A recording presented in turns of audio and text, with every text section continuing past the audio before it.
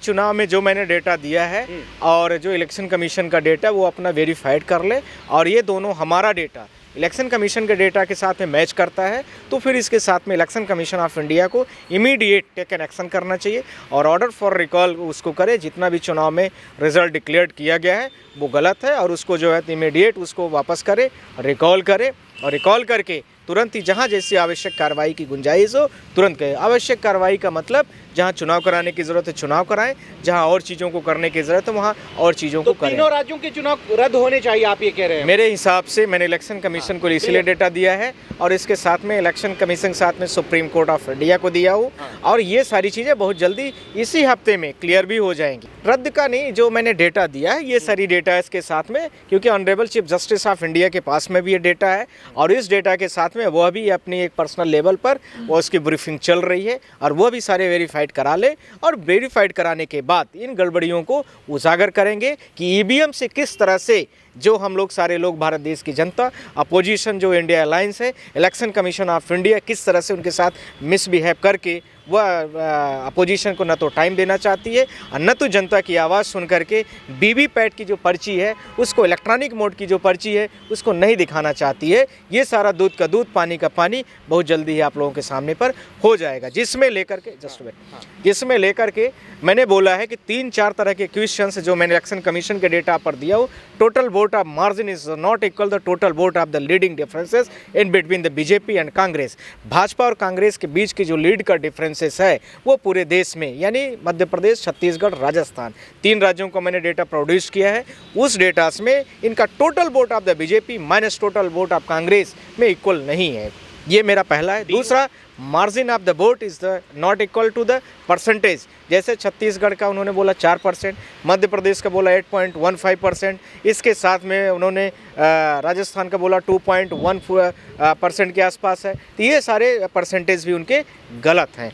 140 करोड़ की जनता को बोलना चाहता हूँ कि जो देश में वर्तमान तरीके से इलेक्शन कमीशन ऑफ इंडिया ने चुनाव कंडक्ट कराया था 3 दिसंबर का, वो मेरे नज़र में फ्री और फेयर नहीं था।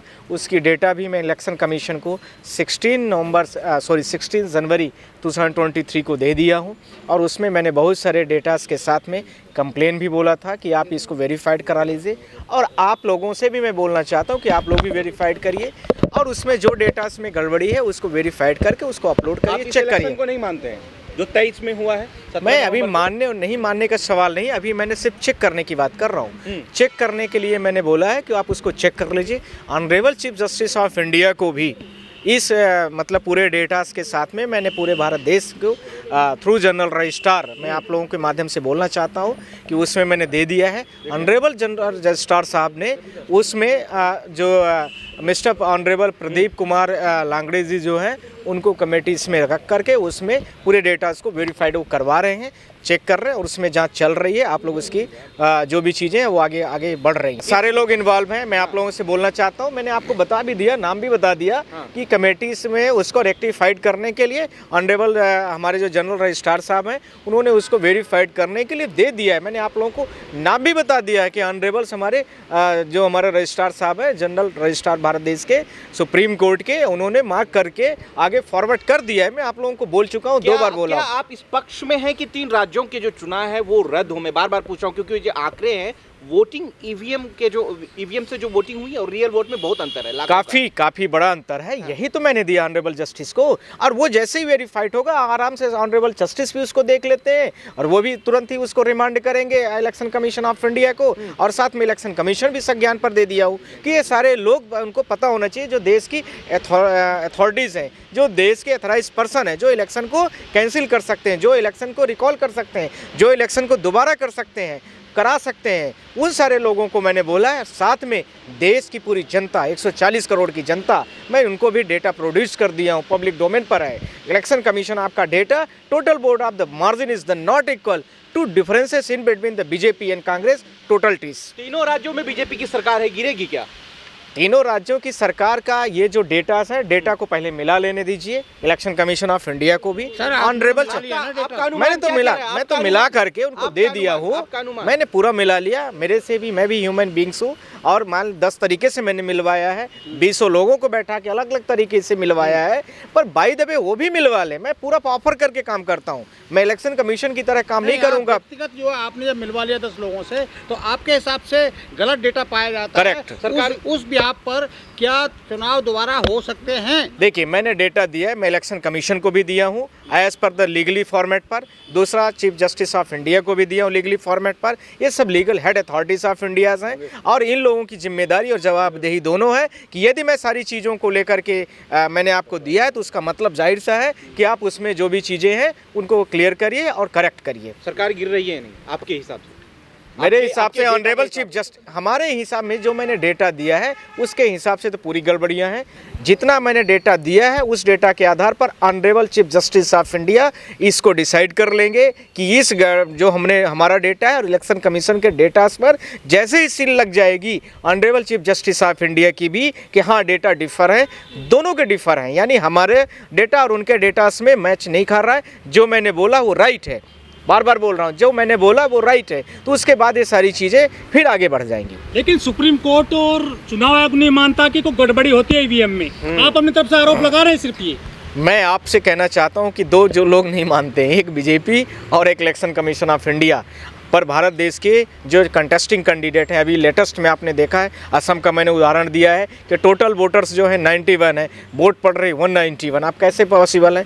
मैंने छत्तीसगढ़ का उदाहरण दिया आप लोगों के सामने पर कि छत्तीसगढ़ में आप लोगों ने देखा होगा कुछ कैंडिडेट ऐसे भी रहे हैं जिनमें एक भी वोट नहीं मिल रही। वो कह रहा है कि हमें हमारे घर के लोगों ने नहीं दिया, रिश्तेदार ने नहीं दिया, वोटरों ने नहीं दिया, मैं तो अपना वोट दिया हूँ। वो कहता है तो फिर ईवीएम की गड़बड़। हाँ, बीएसपी के कैंडिडेट हैं, तो इसका भी प्रूफ हो रहा है। दूसरा, इसके साथ में कई जगह पर, कई राज्यों पर आप लोगों ने देखा होगा, मध्य प्रदेश में भी 15,000 जो कंप्लेंट फाइल थी वो इसी ईवीएम्स को लेकर के थी। इसी के साथ में आप लोगों ने देखा होगा कि ऑफलाइन बहुत सारी कंप्लेंट फाइल हैं जिसका अभी तक कोई निराकरण नहीं है, जो अनकाउंटेबल है, हमारे पास भी डेटास नहीं है। छत्तीसगढ़ के भी बहुत सारे कंप्लेंट हैं जिनका अभी तक हमारे पास भी डेटास नहीं है, बहुत सारी कंप्लेंट इसी से रिलेटेड है। तो ईवीएम की गड़बड़ी को लेकर के ही है, न कि हम व्यक्ति विशेष कह रहे हैं। जो लोग आवाज़ उठा रहे हैं वो देश के हमारे नायक हैं, देश के हीरो हैं। मैं आप लोगों के माध्यम से, पूरी मीडिया हमारी हीरो है जो देश की जनता के साथ में खड़ी हुई है और देश की जनता की आवाज़ उठा रही है, सेफ डेमोक्रेसी कर रही है। ईवीएम हटाओ जैसे जो नारा चल रहा है देश में, उसकी जो कमियां हैं उस कमियों में आप लोग साथ में खड़े हैं और उन कमियों को लेकर के आप लोग बात कर रहे हैं। पार्टियों के पार्टी साथ नहीं खड़ी है, रोड पे क्यों नहीं आ रही है वो? देखिए, पार्टी के नेताओं से आप जाके बात करिए। मैं सुप्रीम कोर्ट का बनते हैं, सांसद तो वही बनते हैं, मेरी हम बात तोड़ना पड़ेंगे सांसद विधायक। मेरी बात समझिए आप, मैं सुप्रीम कोर्ट का वकील हूँ, मेरा काम केस लड़ना है, केस फाइल करना है, वो मैं अपना काम कर रहा हूँ। और आप जैसे पत्रकारों का काम है मीडिया का प्रश्न उठाना, आप लोग भी कर रहे हैं। नेता और पार्टी की बातें जो है आप पार्टी स्पेसिफिक व्यक्ति से जा करके इन सारी चीज़ों को पूछिए। कोई दबाव है नेताओं पर?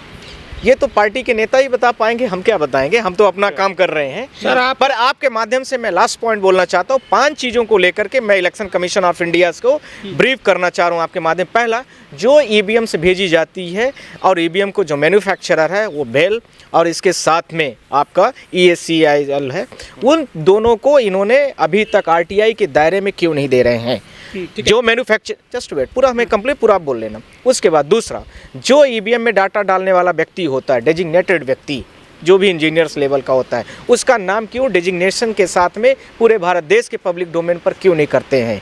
तीसरा पॉइंट, जितनी भी डिस्पैच नंबर ईवीएम भेजी जाती हैं, जैसे मान लीजिए कोई भी विधानसभा में भेजी जा रही, जिले में भेजी जा रही है, वो सारी चीज़ों को लेकर के ये क्यों नहीं डिस्क्लोज करते हैं?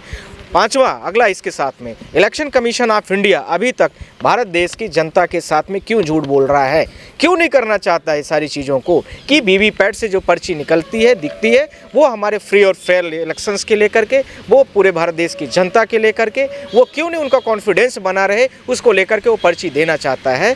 जिसमें जैसे मान लीजिए कोई विधानसभा में 15 कैंडिडेट हैं, अब पर्ची जो निकलेगी तो एक व्यक्ति को आप वोट डालोगे, वही पर्ची निकल के आएगी। तो अब आप ये नहीं कह सकते हो कि पेपर बहुत ख़राब होगा, ये होगा, वो होगा। वर्ल्ड का सबसे बड़ा डेमोक्रेटिक कंट्री इंडिया है और वहाँ पर इस तरह से लोग दौड़ रहे हैं, सफ़र कर रहे हैं, यह देश के लोकतंत्र के लिए सबसे बड़ा खतरा है। इसके लिए वीवीपैट से जो पर्ची निकले वो होना चाहिए। मैं लास्ट कंक्लूड कर रहा हूँ आप लोगों के साथ, आप लोग इंतजार करिए। Honourable chief justice of India के पास में मैटर है, उनके पर्सनल कंसर्न में, जैसे जो मैंने डेटा दिया है और वो डेटा इलेक्शन कमीशन के डेटा से डिफर है, मैंने जो बोला वो राइट है, तो वो सारी चीज़ों पर चुनाव दोबारा होंगे, आप लोग फिर फ्री हो जाएंगे।